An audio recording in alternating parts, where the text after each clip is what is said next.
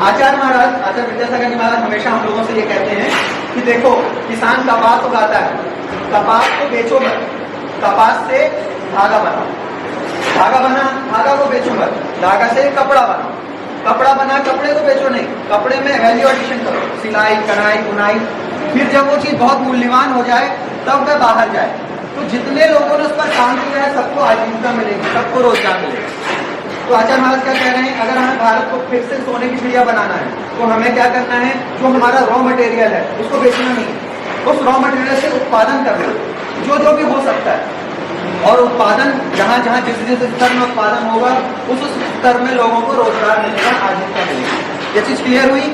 तो हम लोग सबको ये जो रॉ मटेरियल हमारे यहाँ भारत में प्रचुर मात्रा में है ना, उसको अलग अलग तरीके से क्या क्या कार्य होते हैं, अलग अलग लोग अलग अलग चीजें सीख लेंगे और वो अलग अलग काम होने लगेंगे, तो अपना भारत का पैसा भारत में ही रहेगा, भारत का पैसा विदेश में नहीं जाएगा और हमारा भारत संपन्न होगा। ठीक है ना। चलो अब मान लो हमें साड़ी बनानी है, ठीक है। अब ये साड़ी बनती कैसे है, तो अपन ने अभी देखा था कि धागा कैसे बनता है। अब ये सिंगल मान लो धागा बन गया, ठीक है। अब धागे से हम क्या करते हैं, पहले इसको ये जैसे 300 मीटर की अपन ने ये बीम तैयार की, इसको बीम बोलते हैं, इसको ये ताने का धागा कहलाता है। अपन ने आपने सुना होगा ताना बाना से कपड़ा बनता है।